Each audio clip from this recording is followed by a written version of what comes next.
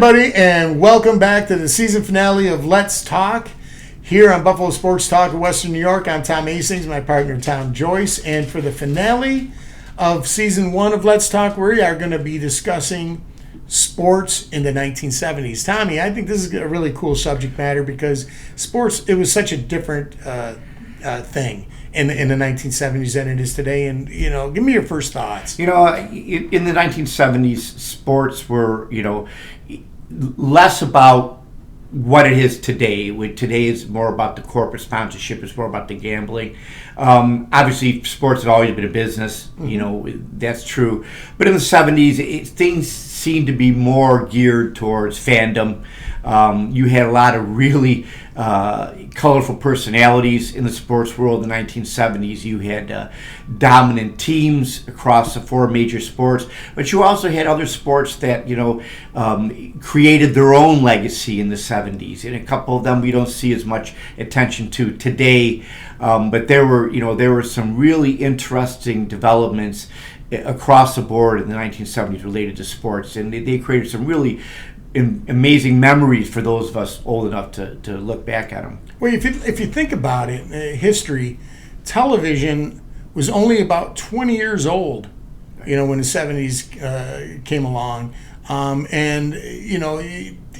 What was big on television in the 50s, they sold I Love Lucy and pro wrestling basically sold television, and it wasn't until 1958 in the first overtime game with the New York Giants and the Baltimore Colts, which people called the greatest game ever played, back then, where television and sports really started connecting.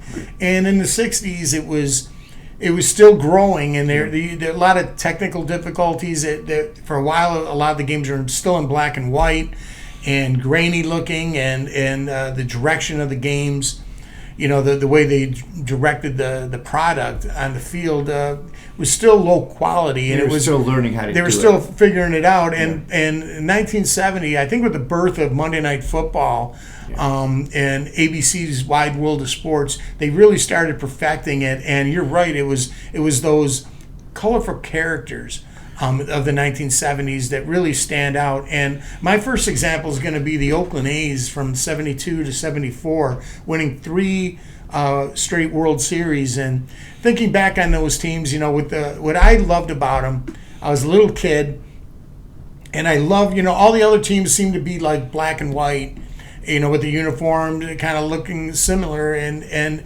the Oakland A's had that gold and green uniform that I thought with the yellow gold socks, I just thought they looked so cool.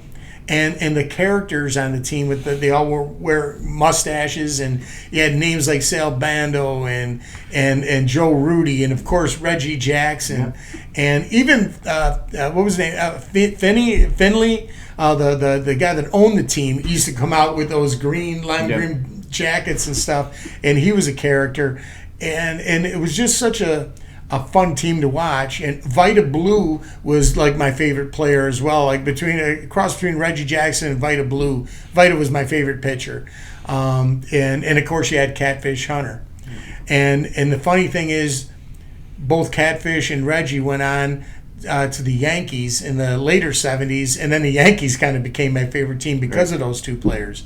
But Tom, before I give it to you, what really I thought stood out in that early 70s in those World Series was we were in like 2nd, 3rd, and 4th grade, and I still can have great memories of coming home, riding my bicycle home as fast as I can after school to watch the games. The games weren't televised at 9 o'clock at night and going on to 1:30 in the morning. They were on in the afternoon. The World Series. Yeah, and I think that's one of the major criticisms people have of baseball today, particularly when it gets to World Series time, is these games starting at 8:30, going on, as you mentioned, until midnight, sometimes beyond. It's really making it difficult for families, for kids to enjoy the sport. And, people talk about the diminishing number of youth playing baseball across the United States today.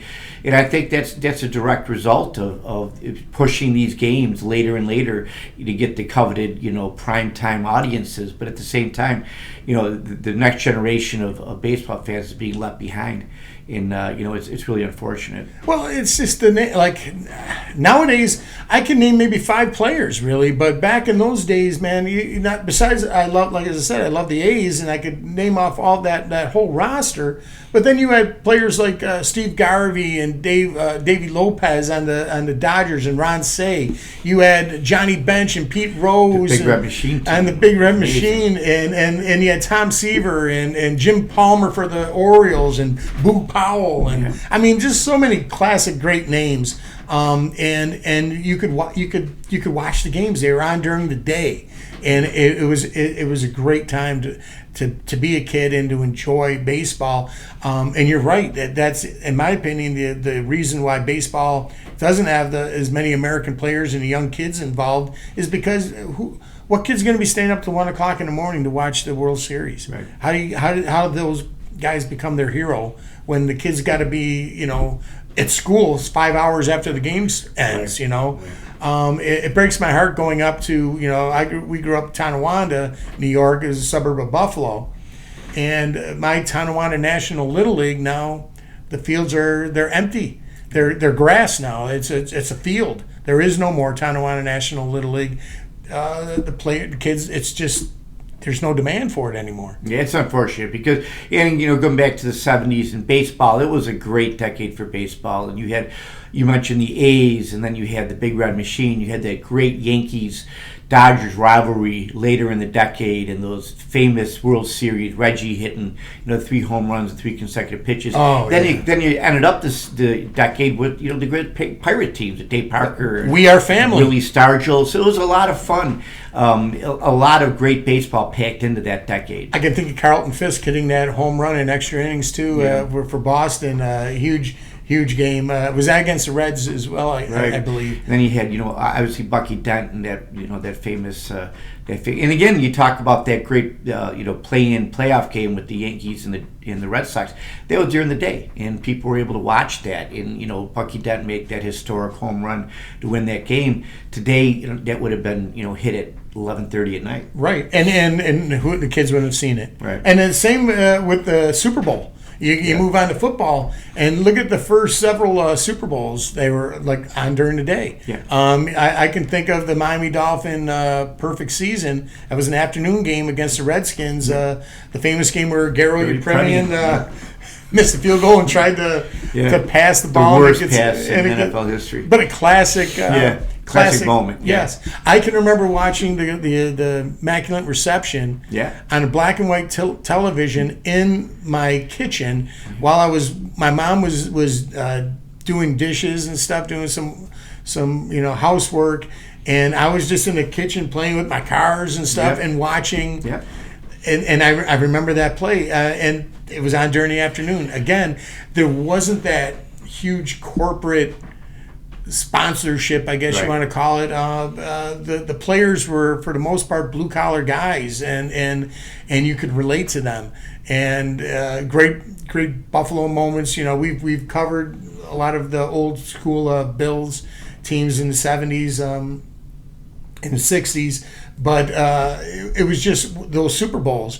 The great games between Dallas and Pittsburgh for the 1975 Super Bowl, another one during the day, and the classic Lynn Swann catches in that game.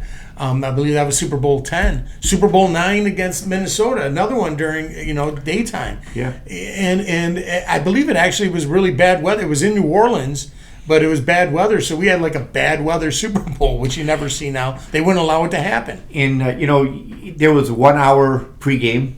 Which is today, I think it's a 24-hour pregame, and it was different because people were able to plan on it together, sit down as a family in the middle of the day, watch the game. Again today, Super Bowl 6:30 start, half an hour halftime. It's a 5-hour game, pushing the game further and further into the night, and again making it more difficult for kids and people who have to work early jobs to enjoy it. The Super Bowl would start back in the 70s.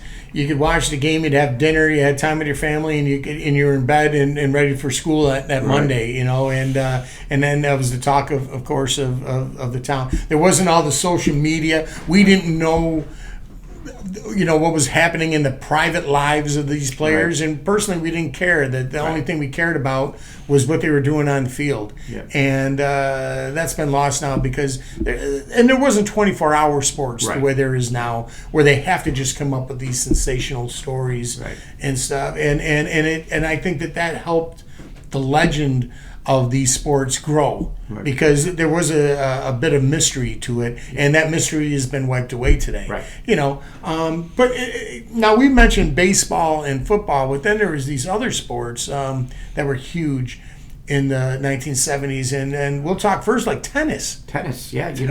I remember when tennis was a major sport in the United States, and American tennis players were some of the most popular athletes in the society and around the world. You had people like Chris Everett and Jimmy Connors and John McEnroe, Arthur Ashe. These guys were just superstars. Billie Jean King, in a way that we don't see that in the tennis world anymore. In more recent years, tennis has kind of been co-opted by European players the last couple of decades. It's declined in popularity here in the United States. But when we were younger, in the 70s, tennis was a major force in American sports. It really was. Now, nowadays, there's a couple names I can think of, like Pete Sampras. You can think of the Williams sisters and that, basically. But that's, to me, is almost it. Yeah. And it wasn't must-view TV. But back in the 70s, Wimbledon, and it was must-view. You had to watch. And I remember the Battle of the Sexes with Billie Jean King and Bobby Riggs. Howard Cosell being involved. And there's another great name from the 1970s. Really, the soundtrack of the 1970s were made by Howard Cosell. Yeah. But that Bobby Riggs, Billie Jean King Battle of the Sexes is just classic. And it was an event. And it was so much fun to watch. Yeah, at the Houston Astrodome. It was, everyone tuned into that. Bobby Riggs was obviously well past his prime at the time, but it was still fun to watch. It was his male chauvinist. He did a great job of selling that through his male chauvinistic act leading up towards it. She was the hero. She was going to, the knight that was going to slay the dragon, and it just worked out perfectly, and it was just so much fun. Well, Elton John wrote "Philadelphia Freedom" for Billie Jean King. Right. So that's how big tennis was. Like, the biggest star in the world is writing songs about one of their biggest players. Yeah. So it was awesome. And other sports like bowling were really big, and they used to have the Wide World of Sports would have the Pro Bowlers Tour, and you had names like Earl Anthony that come to mind, and Mark Roth, and even Buffalo's own Dick Weber. I watched it every week.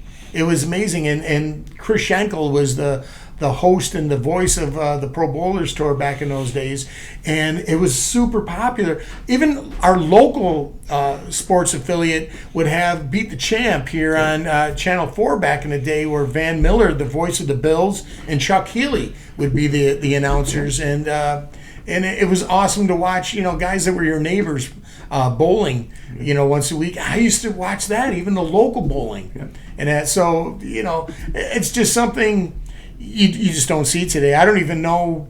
I think like bowling might be on ESPN 10 now or something. It's definitely not mainstream. But back in the 70s, it was it was great. Yeah. We already covered Evel Knievel and all the great things that he did on Wide World of Sports. But there was just so much other stuff going on. You talk about like the NBA was really coming into its own in the 1970s. Dr. J. I was just thinking, great names. Who's the logo? Jerry West was still playing, and Gail Goodrich for the Lakers, and of course Wilt Chamberlain. Yeah. These are names of legend that just stand out 50 years later. You can just. I think even young players know who Wilt Chamberlain is, or young people can, because of the legend of it. And you had the great Celtic teams, unfortunately, that knocked out our Buffalo Braves constantly. But you had Pistol Pete Maravich, and he's a Dr. J. And there were great TV shows based around basketball back in the day. I'm thinking automatically The White Shadow. Yeah. It was just, and when we talk about television, Tommy, I just want to touch really briefly on there was a show called The Battle of the Network Stars. Absolutely. If you guys remember that, where they would have the actors for ABC, NBC, and CBS battle in their sports, and it got huge ratings. It did. And do you remember the first episode with Gabe Kaplan of Welcome Back, Kotter, and Robert Conrad, and his show is, I believe, Baba Black Sheep. Baba Black Sheep.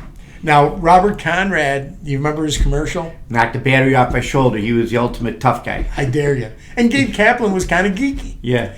And what happened, it was some kind of controversy where Gabe's team won, and Conrad gets so angry, he challenges Gabe Kaplan to a race. You know, one-on-one race to see who's the best. And Kaplan wins. And I was just recently watching a video where this happens 50-some years ago. And they finally, maybe 2 or 3 years ago, Kaplan and Conrad finally sat down with each other and talked it out. And it was a feud that lasted for 50 years, and so... Anyone who watched it will never forget that, because it was just so bizarre, but incredibly entertaining at the same time, to see these individuals you had watched throughout the week on different sitcoms and drama shows going at it in these athletic competitions, tug of war and races and so forth, and it was like the Actors Olympics. Yeah, that's exactly what it was. But as you said, it was incredibly popular. I don't know, today people would find it really strange, but at the time it was the 70s. Knee-high socks and short shorts, and there you go. And the hairdos and the big hair for the girls, and who didn't want to see Farrah Fawcett in the swimsuit competition, or Linda Carter? Exactly. It was something that us young kids in 6th or 7th grade like us, we look forward to it. It shaped our lives, folks. And dare I say, there may be 15 children alive right now because of shows like this. All right, guys, and that's the point of the show about the sports in the 1970s. It was fun. It was, and then you had, you can't mention sports of the 70s without mentioning maybe the best athlete of the decade. The best athlete of the decade of the 70s, perhaps, it wasn't even a human. And it was, it was a horse, affectionately known as Big Red by his owner and his trainer, and known to the world as Secretariat. And Secretariat was a phenomenon that people had the racing world had never seen before or since. In 1973, Secretariat was everywhere. In 1 year, that horse set the records for the 3 races: the Kentucky Derby, the Triple Crown, the Preakness, the Kentucky Derby, and the Belmont Stakes. They've never been equaled. So in 1 year, one horse set records in all 3 races that 50-some years later have never been beaten. An incredible accomplishment, one of the greatest accomplishments in all sports history. And people look back at the 70s, they look back at Secretariat, and that was a horse, an athlete, that we'll probably never see the likes of again, that just dominated the sport in a way that people always remember who were around to see it. Oh, they made movies about him. He was definitely a huge celebrity. When you were mentioning wasn't human, at first I thought you were going to go to Gus, the kicking donkey from the Disney film. He was good too. He was, yeah. And guys, that's our point. You watch stuff nowadays, and the athletes are incredible. You look at the football players today. You look at the basketball players, even the baseball players, and the hockey players. Watch, we're in the middle of the hockey playoffs, and the speed of the game is just incredible. The athleticism is amazing, but there was just something different. The games hit differently in the 1970s than they do now, and maybe it was because we were young and it was us falling in love with sports for the first time. But even if you look at hockey and look at the way the goalies played back in those days with the stand up and wearing small pads. the smaller pads and wearing the Jason mask that Jason would make popular, and that's if they wore masks. For a while the goalies didn't even wear face masks, and that it was crazy. It was just tough men playing tough game, and it was a different sport really. If you watch, we just did last week a show on Let's Talk About the French Connection, and watching those highlights of that, it was a different sport than it is today. Yeah. You know, and I love the sport today. I think it's more. I actually do think it's more exciting. And if there is a sport that I think may not have fallen into so much of that sponsorship out of the four big, I think it might be hockey. Yeah. You know, there's something traditional about it. Oh yeah. You know, that they I don't know what it is, but there's just something old school hockey still exists, it seems. Yeah. But meanwhile, you look at the Super Bowl now, like as you said, it's like a 5 or 6 hour investment. The halftime show is a half-hour concert. It's just sponsorship. You can't get tickets to it. You're going to break the bank. And you know they were talking. I'll even throw like it was just WrestleMania weekend where tickets were selling for a wrestling event in the thousands of dollars for a ticket. The Sabre games, good luck if you have a Sabres ticket right now. God bless you. The upper tiers were going for like $400. Yeah. You know, so it's crazy. So I can't imagine what the people sitting on the ice are paying. Yeah. You know, for their tickets. But back in the day, somehow my dad was a blue collar guy, and we had tickets to the Sabres, the Braves, and the Bills. And you know, he managed to, and not only just 2 tickets. We had my dad, myself, my brother, my sister, my grandfather were coming. He had 4 or 5 tickets to a game. Yeah, those days are to afford that today. You're no longer a blue collar worker. You're someone with access to a lot of capital, and you know that's unfortunate. And you know we see it. You know, quickly we talked before about boxing.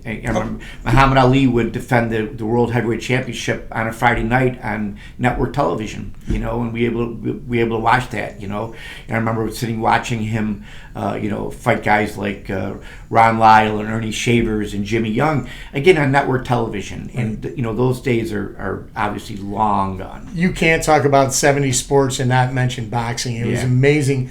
The Frazier Ali, it was so classic. And Howard Cosell, again, was the voice of that. I mentioned the Battle of Network Stars again. That was Howard Cosell was the host of that show. Yeah. He was just the announcers of the 1970s. Yeah, besides Cosell, Chris Schenkel. You had who? Oh my God, I'm losing his name right now. The college.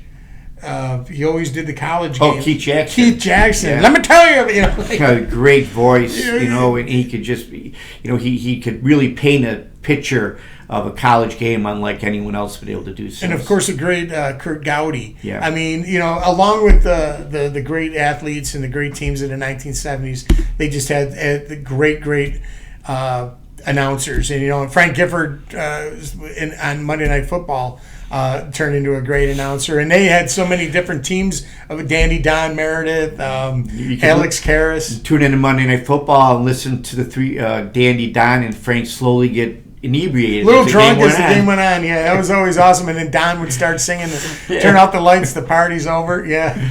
That's something I don't think you'll see today. No. But yes, boxing, dare I say, without the Muhammad Ali, Joe Frazier rivalry, there may not have been a Rocky franchise because I know he said he built it off of another boxer. Chuck Ruckner. Yeah, fighting Ali. But you could, it was just the way that Apollo Creed was presented. That was Muhammad Ali. Right. And, you throw in, it was Foreman, Ken Norton, who broke Ali's jaw. The 70s is probably the golden age of heavyweight boxing. It's so many good fighters competing at the same time. And boxing was incredibly popular. We talked about sports like tennis, who fallen by the wayside. So is boxing. Huge boxing fan growing up. I could not tell you who the heavyweight champion is today. I couldn't tell you one boxer's name right now. And UFC is kind of taking the reins from boxing. I'm not a big UFC guy either, so I don't know. I knew Ronda Rousey. Brock Lesnar. But I'm not a big UFC fan, and I couldn't tell you a boxer today to save my life.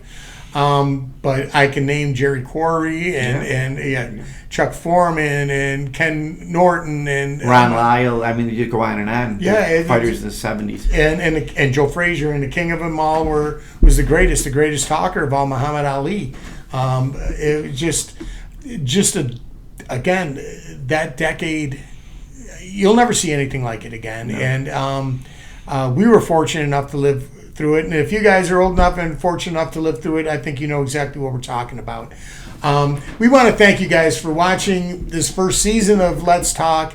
I think we've come up with some really fun shows for you. We really enjoy doing it. We really do enjoy it, and we talked about on this season. You mentioned it with the hockey teams, the Buffalo Nordiques hockey teams, Bisons the Bisons, and what was Nordiques. The Nordiques? Yeah. No, what was it? I'm sorry, the Norsemen. The Norsemen, the Nordiques. I'm like, we didn't talk about them. After a while, we're getting up there. And as we mentioned, we were up late watching hockey and rest. It was a busy weekend. But yes, the Norsemen we talked about, and the Bisons. We did a show on O.J. Simpson. We did a show on the Rockpile years of the Bills. The French Connection. We did a show on Evel Knievel. Yeah. We did a show on the Super Bowl years for the Buffalo Bills, the Jim Kelly era, and we've had so much fun doing this, and we will continue to do it. But right now we're gonna give our attention to the NHL playoffs for the next hopefully couple months, and then when we come back during Buffalo Bills season. When we start covering the Bills season, we will bring back Let's Talk again, and we'll have another, hopefully 10 or more episodes of nostalgia for you with that. I hope you've enjoyed that, and leave a comment down below and let us know your favorite memory of the 1970s, any sport memories that you might have of the 1970s. There are so many of them. We basically just touched upon it a little bit. We thought it would be fun just to reminisce about how different it was back in those days and how fun it was back in those days. But that's going to wrap it up, Tommy. Any final comments before we go? It was a lot of fun doing this. We enjoy getting together. We enjoy reminiscing, and hopefully, we bring back some good memories for people out there. If you're of a certain age, you have fond memories like we do of the things that we talk about, and it's nice to be able to, nostalgia is a great thing to be able to immerse yourself in sometime, and so it's nice to do this. And hey, we're going to be sharing these the first season over and over again on social media. So if you missed out on any of the earlier episodes, check out we have the playlist for Let's Talk on our channel, and check out the Let's Talk playlist and watch those other shows that we did. I think you'll enjoy them a lot if you haven't watched them already, and feel free to share them with your friends and family. We'd really appreciate it. Thanks to everybody who has subscribed to the channel, and please, if you haven't, if you're watching the shows and you're enjoying the shows, please give us a subscribe and give us a like, and let us know how we're doing and anything that you would like us to do differently, any shows that you'd like us to do. We'd love to hear the feedback and discuss that with you. But that's going to do it for Let's Talk. Season 1 is over. It went really quick these last few months. But we will be back with Let's Talk when the Bills season starts up.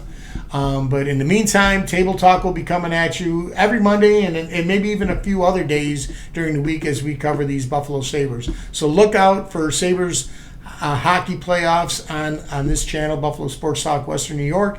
We'll be bringing you all the latest information about those Sabres games going forward until the season finally ends with us raising the Stanley Cup. Yep. Right? So that's right. Until then, guys, thanks for watching, and we'll see you next time. So go Sabres! And go you.